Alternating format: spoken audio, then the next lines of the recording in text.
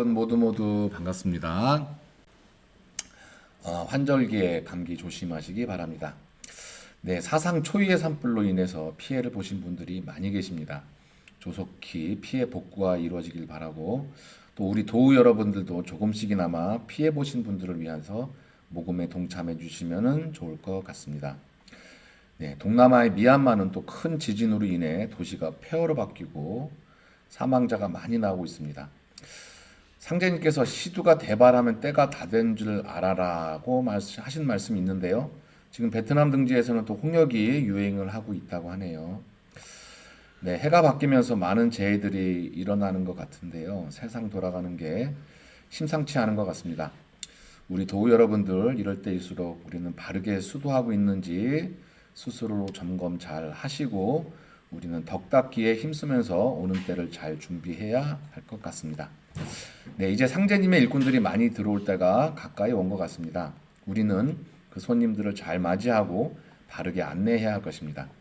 네, 그러려면 우리 태국도의 진법에 대해서 바르게 알고 바르게 전달해 줘야겠죠. 그래서 앞으로는 당분간 방송에서 대순도인들 포독 가실 때 도움이 되시거나 전해줄 만한 것들에 대해서 이야기를 나눠볼까 합니다. 네, 숙지에 두셨다가 포독하시는데 또 새로 입도하시는 분들에게 잘 전달해 주시면 좋겠습니다. 네, 오늘은 향나무의 의미에 대해서 말씀드려 볼까 합니다. 네, 전에도 한 3년 전에 말씀을 드린 적이 있는데요. 우리가 양의상제님을 비롯한 15신이의 배례를 드릴 때 마지막 네 분의 사자에게는 배라고 안 하고 향남읍이라고 창호를 합니다. 네, 여기서 잠깐 창호이라는 말의 뜻을 잠깐 알아보겠습니다. 창홀은 제사나 혼례 등의 의식에서 순서를 적은 글을 노래 부르듯이 읊는 것을 말하는데요. 그 순서를 적은 글을 홀기라고 하더라고요. 그래서 그 홀기를 노래한다는 뜻으로 창홀이라고 합니다. 여기서는 이제 읽을 독자가 아니라 노래할 창자를 쓰는데요. 그냥 딱딱하게 읽는 것이 아니라 듣기에 불편함이 없도록 곡조를 넣어서 노래하듯이 읊으라는 의미라고 합니다. 네, 치성 때나 기도 모실 때 정렬, 취석, 면수, 네, 분양, 배, 이런 등등의 순서를 음률에 맞춰 노래하듯이 읽는 것이 바로 창월입니다. 네, 이게 창월의 뜻이고요. 다시 돌아와서요. 향남읍의 의미를 알아보겠습니다. 네, 향남읍의 뜻은 단순합니다. 남쪽을 향해서 읍을 하라는 뜻입니다. 네, 어떤 분은 향납읍이라고 하시는 분도 많은데요. 향납읍 아닙니다. 네, 향남읍입니다. 네, 읍이라는 것은 두 손을 모아서 얼굴을 앞으로 들어올리고 허리를 굽혔다 펴는 것을 말합니다. 자, 그럼 왜 향남읍일까요? 네, 그 이유는 대강전에 모셔진 영대의 방향 때문입니다. 상제님을 비롯해서 대강전 영대에 모셔진 신유의 방향은 서쪽을 등지고 동쪽을 바라보고 계십니다. 그리고 사위 사자는 배례드리는 도인들 기준으로 영도의 왼쪽 벽에 신유가 모셔져 있습니다.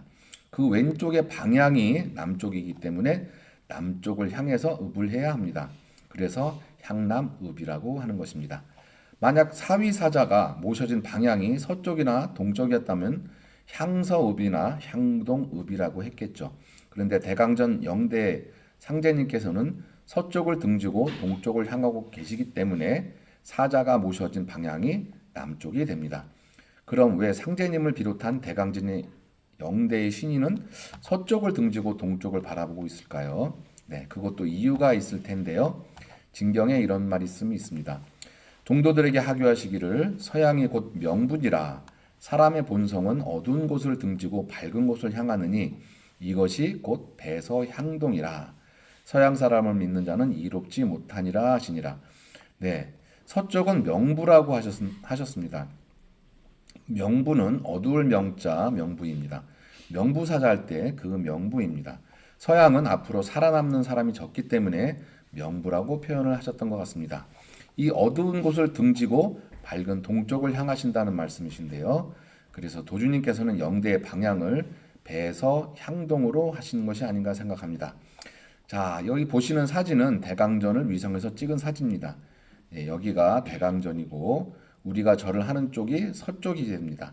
대강전 넓은 마당 쪽이 서쪽입니다. 그리고 사위사자는 이 밑쪽, 즉 남쪽에 위치해 계십니다.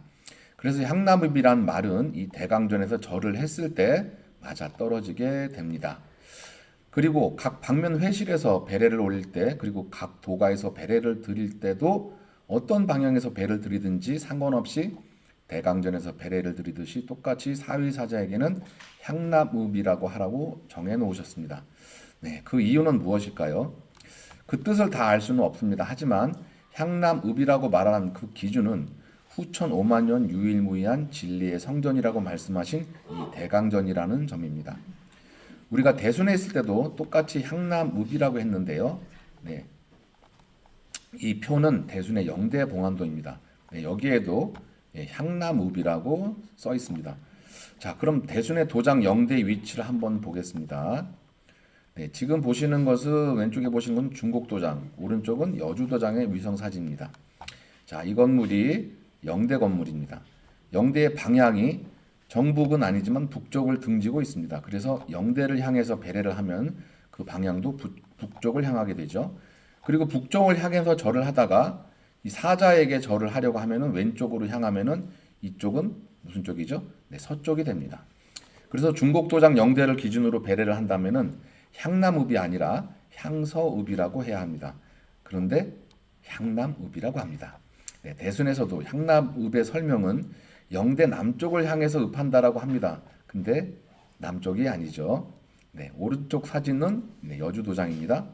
이 건물이 이제 영대인데 영대 위치가 북동쪽을 등지고 있고 그러면은 배를 향하는 방향도 북동쪽으로 배를 하게 됩니다.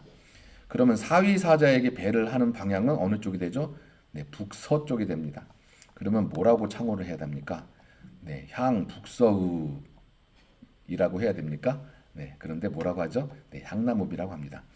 본부 도장이라고 하는 두 도장이 모두 향남읍과 맞지 않습니다. 네, 다음은 여기는 포천 도장이고 역시 향남읍이 맞지 않습니다.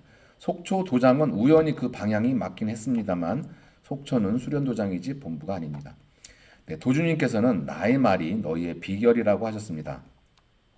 이 향남음이란 말도 우리를 위한 비결이고 그 비결은 앞으로 대강식이 이루어지는 이 대강전만이 후천 5만 년의 유일무이한 진리의 성전임을 알라는 것으로 생각을 합니다.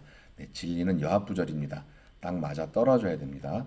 우리가 배례를 드리면서 매일 듣는 이 향남읍이란 말, 이 말 한마디에도 상제님의 깊은 뜻이 담겨져 있는 것이 아닌가 하는 생각을 해보게 됩니다.